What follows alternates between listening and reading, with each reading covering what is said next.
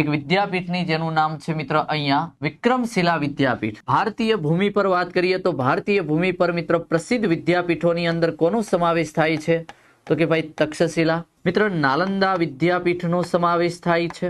મિત્ર વિક્રમશિલા વિદ્યાપીઠ જે છે એ પણ અહીંયા જે છે એ ફેમસ વિદ્યાપીઠમાં સમાવેશ થાય છે।